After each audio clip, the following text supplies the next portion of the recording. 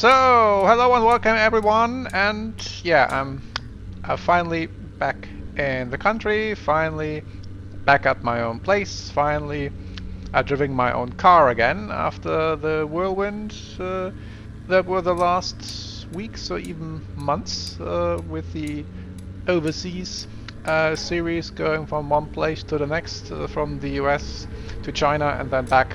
And yeah, it feels really good to finally settle down again and to be in my usual environment again. But you also see me driving again, so as you know, there is a long summer break in that series, basically separating the overseas part in the first half of the year from the European part, which will start after summer. But I won't be idle over the summer, so I'm now on my way to a classic touring car meeting, where I will drive a car that's only a few years older than me. I'll tell you more about that once I'm closer to Nuremberg, so that's where the race will be, on the Norisring. And there will be another big event later this month, but for now I'll focus to get to Nuremberg rather soon on a luckily rather empty autobahn from the looks of it. And then I'll tell you a little bit more about the event once I'm closer to my destination. So, as you can see, lots of construction work going on here on the Autobahn, and yeah, finally it's over. And I should be getting rather close to my exit. So why I'm here? So there is a classic race car meeting. There it is. On the Norisring as part of the regular DTM event. So you see older DTM cars, but also Super Tourers from the late 1990s.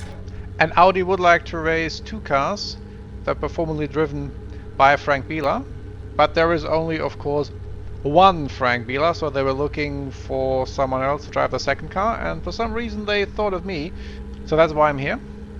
There also happens to be DHL on the car, so my sponsor doesn't mind either. And I must admit, I have never sat in a Super Tourer, though one of my earliest childhood memories is seeing a touring car race on TV, and I'm pretty positive it must have been a super touring event. So maybe even the car I'm going to drive will have been raced in that particular event. I don't recall the details. I must have been way too young to. I just have this sort of impression of a super touring car race on TV. And otherwise, yeah, it's just a 15-minute fun event. So nothing really at stake except to bring the car home and yeah, to share the experience and also with you all how it is to drive a car from the late 1990s. So now you know what's up, and until then, see you on track, and remember to send it. Oh, and one other thing, because I find an excellent parking spot here, and I brought my filming drone, so I think I'll leave you with some impressions from the Nuremberg city center before I move on to the area where the Norisring is.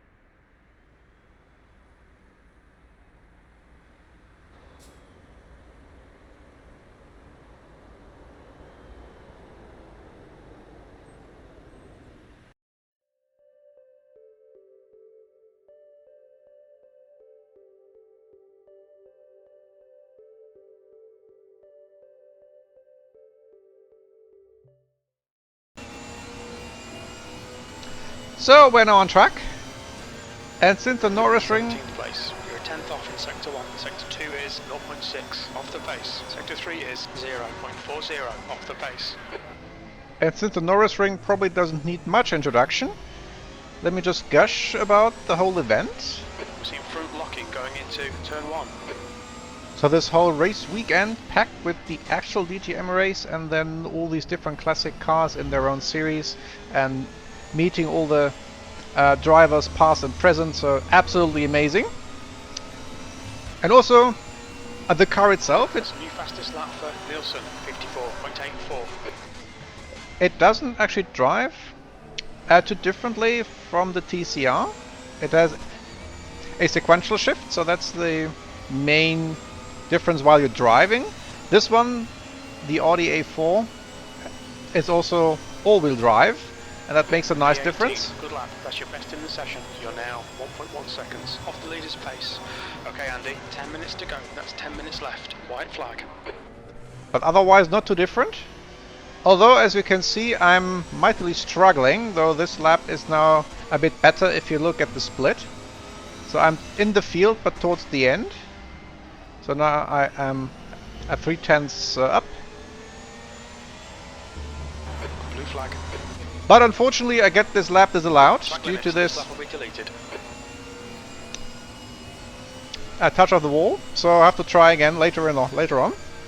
And you see, I've managed to win a few hundreds, but having never sat before in this type of car and going up against people who have in the past made their living in it, and you can see some of the names up there, even though it's at the end of the field. Front into turn 1. That's 5 minutes to go. 5 minutes. You've got half your fuel left. Whereas not everyone, I believe, might go here at 10/10, or might just be in years and years since they sat in this type of car. But anyway, so again, I'm at 1.5 tenths up. How much can I bring through the final corner? Not that much, although the exit is a tiny bit better than it was in the past. So will it be enough to at least go up to 17th or maybe 16th? That's your fastest lap today. That puts you 0.9 off the pace. That lap was a 55.73. So the answer is no. So I'm starting in the field but 18th. But it's overall just a fun event anyway, so yeah, I didn't really expect to be on the pace. And if you see some of the names here, a fair amount of past and present racing royalty, and also a few of the privateers of the past who have kept their cars. But for the race overall, the goal is just to bring the car home and have some fun, and yeah. 15 minutes. Put on a good show. Here I also discovered I've never actually tried a start. Here we go. In anger, under racing conditions. But it's all-wheel drive, I figured, so just give it full beans and see what happens. And yeah, that was the correct choice. Side. Still there. So first corner Norisring, always a big problem. Still there. So I was Was cautious, and that served me well. Car left. Left side is clear. I'm actually gaining a little bit. On your right. Still there. Yeah, 2 or 3 Hold wide your line. into the Schiller S. Stay there. Car right. Not The the right is clear. Right side is clear now. easiest thing, but we made it through cleanly, and I guess that's what counts. So let's see whether I can do a bit more in the Well done, race. Andy. Good start. Here I lock up a little bit. On your left. That's one thing On your line. I To found, your left now. that this all-wheel drive car is pretty susceptible to the changes in brake balance, so both before and after. So that's a bit different compared to what I use in the Car TCR. right. They have a wider window. Hold your line. White flag, mate. Stay there. Clear on the right, left side. Whoa. Clear on the left now. Yeah, the goal for everyone is to bring the car home, but I guess touring car drivers, it will be touring car drivers, and that includes me as well as everyone else here on the grid.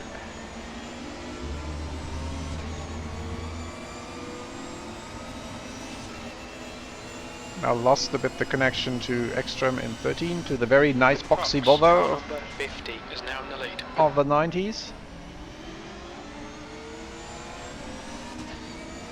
The guy in front is Extra, car number 3. The leader has just done a 55.33. So it's also pretty impressive who the organizers managed to get. P14, the gap ahead is now 0.6. Your rear brakes are cold. To drive their cars of years and decades past. There's a white flag.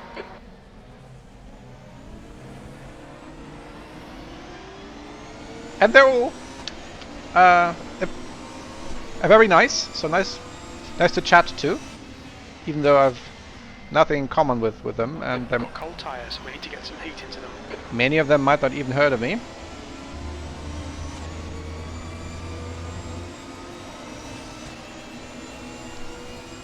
I guess they were just here also to P15 behind is now 0.7.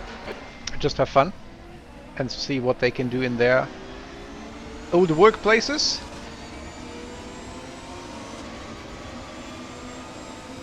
Alright Andy, the next car is Viet, car number 89.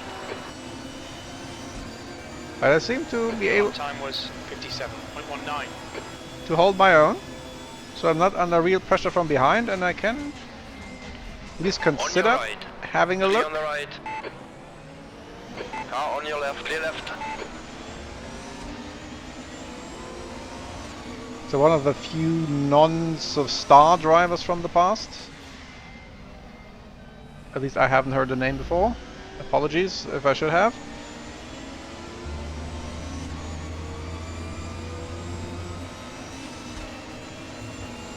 Whereas Ekstrom needs an introduction, and Menzel not only loved his driving in the past, but also his current commentaries. Left is clear. On your left. Stay there. Clear left. So that looks interesting. Question is to go left or to go right for the first corner. Car left. So he's trying to defend. Hold your line. Clear on the left. Left side. Whoop. Still there. Left is clear now. Yeah, that's also one thing that's the constant in touring car racing. It's a contact sport, which I don't mind at all. Yellow flag. On your right. But also then, yeah, Hold your people line. knowing Right how is to be clear. careful, although it's not obvious what has happened here. You're clear, incident clear. Well, there seemed to be a slow car somewhere. Car on your left. The BMW 3 probably. wide. You're on the right. Car on your left.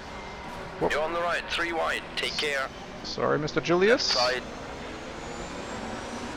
Hold your line. Hold your line. Still there. Clear on the left. But that's 10 what. minutes to go. That's 10 minutes left. V12. Bert, car number 11 is now leading. Well, that worked quite nicely, I guess. Whoop. Car on your right. No harm Stay done, on your but line. yeah, not really Still recommended. there. Clear on the right. But these cars are also nicely robust. There's less aero and diffuser stuff, etc. on these Yellow flag, stay sharp. Green flag, sector 2.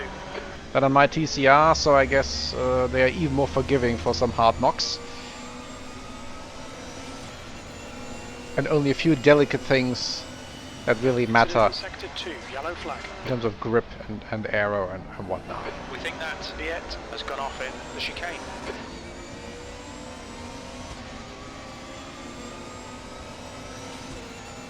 So I can totally see where the appeal comes from these cars, and why people are nostalgic, not just for the DTM beasts of the early 90s, but also for the Super Tourers.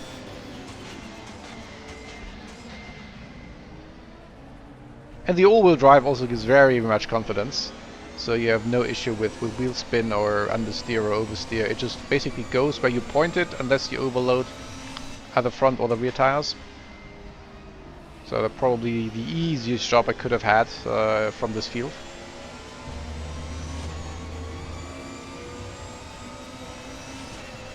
And I dig the sound too, although it's a bit louder than the TCR, The so gap behind is now 0.6. what you don't hear, I had to reduce the volume of the in-car noises quite a bit more compared to the onboard recordings from the TCR. So that was one thing that was noticeable. Even with earplugs. Sector 2 is 0.47 off the pace. The guy behind has just done a 55.63. Even with earplugs and anything, this thing is still loud. Car left. Left is clear now. So that's, I guess, because of The gap to E11 ahead is now 0.6. the much higher revving 2-liter naturally aspirated engine as opposed to the turbocharged engine in my TCR, which has then lower max revs. Maybe also less noise insulation. The leader has just done a 55.39. Because I think these cars are one size class higher or about the same size than my TCR, but with a lower weight. So some things has to go, and insulation material might have been some part of that. I forgot to ask. Whoa! On your left. And yeah, that Clear happened. left. On your left. Left side is clear now. That's Car right. that's what can still happen if you miss your braking point, even with all-wheel Right drive. is clear. If you overload the front Car right. Clear on the right. Right is clear now. wheels, then they can still lock up. And that's also what I said earlier, this thing is a bit susceptible to changes in brake bias, so with Right side. more Right worn is clear now. tires. On your right. Clear right. And now after almost 10 minutes of racing, which certainly didn't feel like 10 minutes of racing in the car at that point, then this starts to make a difference to your brake balance setting. Okay, Andy, that's half distance. Fuel levels are fine. So braking a bit earlier, taking a bit more care, and then everything's fine. And being early on the gas and out-drag everyone out of these tight corners. So here I think the all-wheel drive really makes a difference.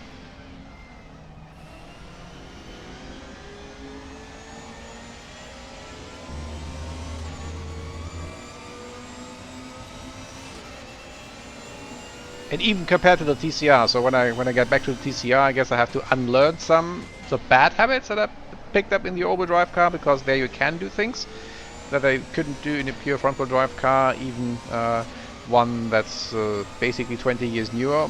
Although here we race on the same modern racing tires. We're not obviously racing on tires from the late 1990s. That was a 55.90. It looks like things have settled down nicely. A bit higher than I was before. And yeah, giving everyone still a good show so far. Although I'm getting a bit lonely. 5 minutes left. That's half fuel. You've used half your fuel. And dueling with Johnny Cecotto is not something you do every day, so that's also something I really appreciated, having that unique opportunity.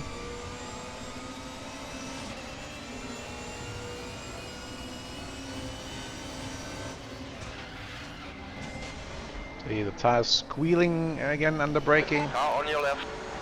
Clear left. You're locking your fronts into turn 4. And Fastest lap for Patrick, 55.16. The guy ahead has just done a 55.46. Cecotto is closing you down. The gap has come down to 0.47. He's quicker than us through turn 1. And I think for one of the few times ever I adjusted brake bias during the actual race. A bit further back. Because the front tires seem to lose the ability Left side tyres are cold. to grip as much at this point even. Tires on these cars are very soft.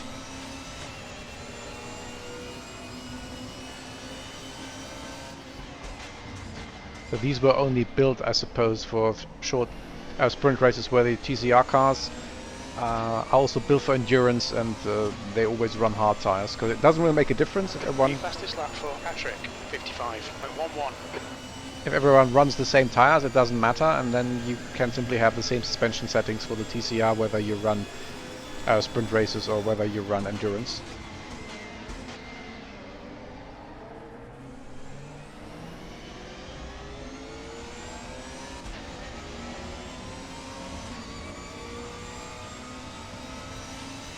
And during the race I didn't really focus so much on the enjoyment, but rather on staying ahead, which was nice. So being in the racing mode, and when I could relive it, or now with the recording after the race, then the enjoyment comes back. So other gift Car left, clear on the left. that keeps on giving, and yeah, you saw a little bit of a wiggle from the rear, so also the rear tires lose a tiny bit of grip before, and then with the all-wheel drive car you notice much easier when the grip levels shift, either under braking or now also on the gas. So it's always or you want it always to be a bit on the edge, because otherwise you're not at the limit. And then you can get either understeer or oversteer. Whereas with Alright Andy, don't let this guy distract you. front-wheel drive cars you mostly get understeer unless you get a lift of oversteer, and with rear-wheel drive 2 cars minutes to go, 2 minutes. you get oversteer, Left, and right. yeah. So Left is clear. one more example of tires going off. There I hit the wall. Sorry Audi, Keep pushing, we might get him back. but only a dent on the front fender and nothing On your left. more serious. It just what it did, it Hold threw your me line. out of the rhythm. Left is clear now. Sorry, Christian. But whether for me or for him, not much harm was done. So again, these cars are right robust. V14. Was a bit unusual for me to be thrown off my full concentration that quickly, but I guess the Car on your right. entire sensation of Hold the your day, the new car, the environment, Stay that was there. maybe a bit too much overall. So here, Right yeah, side is clear now. I simply let Your tyres are cold, watch out. Chris through. I didn't want bad to luck, mate. sort of try anything here, and just focus on finishing in one piece, and so not adding more dents to the car, especially not to a fellow Audi.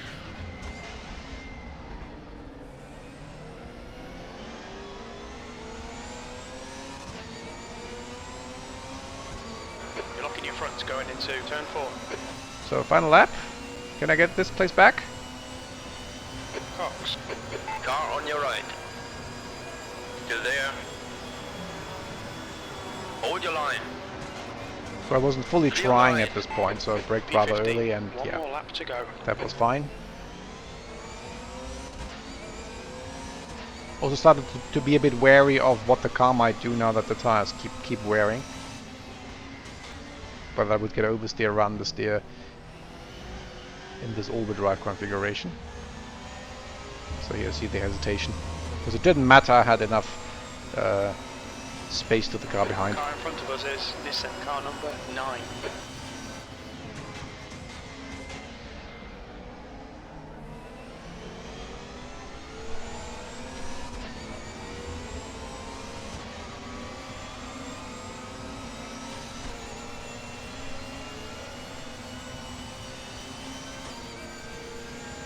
P15. Okay, it's over. So that was the exhibition race here at the Norisring as one side event of the main DTM round, and a hell of an experience. That's something I can certainly say to sum up. Even if we're only in the end 15th or 13th, wouldn't have mattered if it were for a 5th or 3rd, just for to go through the whole experience. So it's now the end of race day, and I'm currently waiting for the green light here to leave Nuremberg and to get on the highway. There we go. So yeah, I decided to leave at the end of the day. There are still some festivities going on, but I honestly felt I had taken in more than my fill over the past days of the whole event as a whole, and who I could meet, who was around in the pits, and also of course then of the Audi A4 Super Touring and the race itself. If you just look at the place on the starting grid and where I ended up, it wouldn't look like much, but that would totally gloss over the actual experience. So what to take away and what's here? Oh, hopefully everyone's okay. We don't want to see a crash, especially if you're driving home from a race. And yeah, I have to take this exit. Well, first of all, I'm highly grateful for the invitation to be allowed to mix it with all the big names that I've sort of grown up with during my youth, and who I followed on TV, and now sitting in the same cars that at least seen at the very start of my interest when I still was a kid, and also then the names which I've mainly seen on TV. That's certainly an amazing experience, and certainly one I wouldn't want to have missed, even though, yeah, this was just a pure fun event, so nothing in terms of points, a championship or anything. And that was also a very nicely relaxing thing to do. So for once, a race where it's not just where it's merely for the racing itself and not for any higher long-term purpose with any kind of strategy or anything. So that's another thing I'm grateful for, especially after the longest championship that I had so far in my real-life career, the 5 overseas races in the International Touring Car Cup. So I think I will now see that I arrive back home ideally when it's not gotten entirely dark, and I might have some more reflections after this drive home.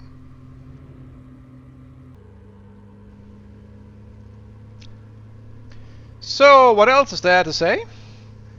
So upon a bit of reflection here on the way back, I think what this also has taught me is the value of breaks to take. So I basically didn't have any breaks over the past weeks and months with the 5 overseas races. That was just like one big hurricane, if you want, and didn't have too much time to settle down after my arrival back home. So I still wouldn't want to have missed it for anything. It just, now I know that I think before the next big event at the end of the month, I will need some further breaks and to maybe not do or think anything about racing except maybe the odd test that is necessary to get ready for the big event, and then to really settle down and take my time to get back into sort of normal life, if you can call this racing driver life normal, so that I'm fully refreshed also mentally for the next big event, because it will be an endurance event, and there I will need it, so there I can't afford to lose concentration as I did here after 13-14 minutes. So yeah, that's, I think, another sort of higher level takeaway from this event here, beyond just the unique experience of driving a super touring car on Norisring. So, with that said, see you on track, although maybe not that much if we talk about the sim racing tracks either. As I said, the racing break will probably also include a bit of a sim racing break as well. So, nevertheless, see you on track, and remember to send it